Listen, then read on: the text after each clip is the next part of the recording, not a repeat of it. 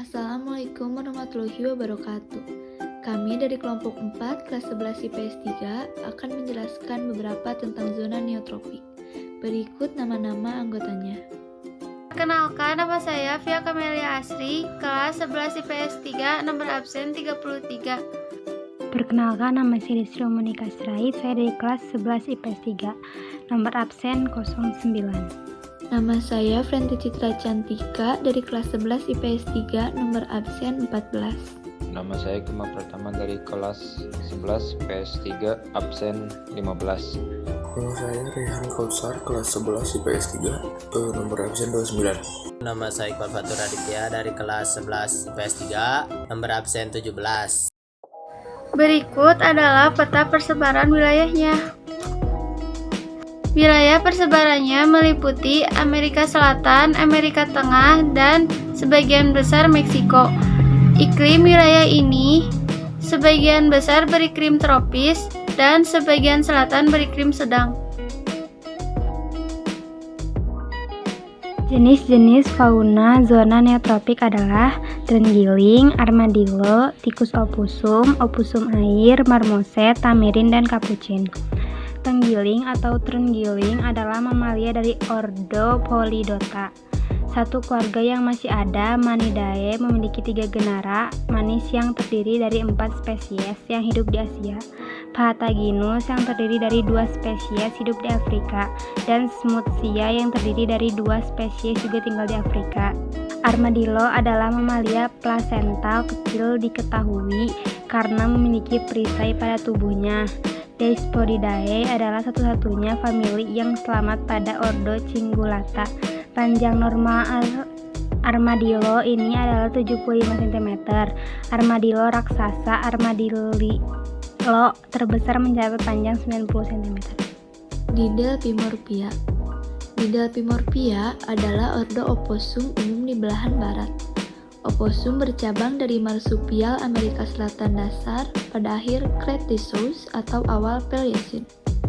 Mereka umumnya juga disebut possum, walaupun istilah tersebut juga untuk fauna Australia dari subordo Palangeriformes. Opossum Virginia adalah satu-satunya binatang bernama opossum. Opossum air. Opossum air juga secara lokal dikenal sebagai yapok.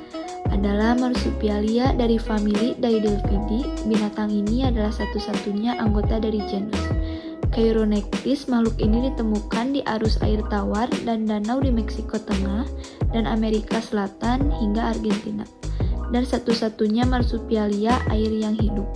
Marmoset kerdil adalah salah satu spesies primata terkecil dan spesies monyet terkecil di dunia.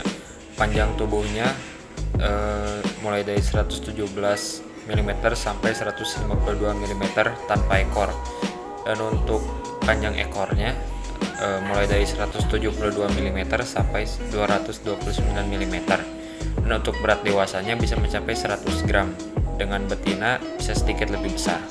Tamarin adalah monyet dunia baru yang seukuran tupai dari keluarga Calitrichidae di genus Seguinus. Mereka bersama dengan tamarin punggung pelana adalah cabang pertama di pohon Calitrichidae. Oleh karena itu, mereka merupakan kelompok saudara dari kelade yang dibentuk oleh tamarin singa, monyet, dan marmoset guldi. Monyet capucin adalah monyet dunia baru dari subfamili Sabinae. Mereka mudah diidentifikasi sebagai monyet penggiling organ dan telah banyak digunakan di banyak film dan acara televisi. Kisaran monyet capucin mencakup beberapa hutan tropis yang ada di Amerika Tengah dan Amerika Selatan hingga Argentina Utara. Faktor iklim merupakan salah satu faktor dominan yang mempengaruhi sebaran flora dan fauna. Faktor iklim yang mempengaruhi sebaran makhluk hidup diantaranya suhu udara, kelembaban udara, angin, dan curah hujan. Dan di zona neotropik terdapat 2 wilayah yang beriklim beda, yaitu tropis dan sedang. 2. Faktor fisiografi. Bentuk permukaan bumi yang beragam seperti pegunungan dapat menghambat penyebaran tumbuhan. Selain itu, kemiringan lereng juga dapat mempengaruhi tumbuhan kembang tanaman. Lereng yang membelakangi sinar matahari, pertumbuhannya akan terhambat dibandingkan dengan kondisi sebaliknya. Hal ini menyebabkan adanya perbedaan suhu sehingga terjadi perbedaan jenis vegetasi berdasarkan tinggi tempat. Demikian pula jenis vegetasi, flora dan fauna yang hidup di antara rendah tertentu berbeda dengan di dataran tinggi ataupun di wilayah pegunungan tinggi. Faktor makhluk hidup biotik. Tumbuhan yang memiliki daya adaptasi kuat akan menghambat tumbuhan lain yang memiliki daya adaptasi yang lemah, sehingga mendominasi pada suatu wilayah tertentu. Organisme cacing dapat menyuburkan tanah sehingga mempengaruhi jenis tanaman yang pada permukaan bumi. Selain itu, manusia juga memiliki peran sebagai penyebar flora dan fauna, terkadang juga berperilaku tidak baik dalam menjaga kelestarian alam. Sebagai contoh adalah hewan langka yang sangat sulit ditemukan di alam bebas. Semuanya berawal dari keinginan manusia untuk memperluas lahan pertanian sehingga menggunduli hutan yang merupakan habitat hewan banyak. Faktor edafik. Faktor edafik adalah faktor tanah yang ditempati oleh hewan dan tumbuhan. Tanah adalah media utama bagi tumbuhan yang bervegetasi.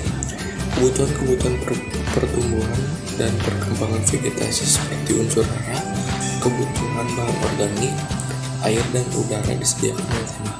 Tanah yang subur akan memberikan dampak yang baik bagi pertumbuhan tanaman. Sekian dari kelompok kami, maaf bila ada kesalahan kata atau ucapan. Terima kasih. Wassalamualaikum warahmatullahi wabarakatuh.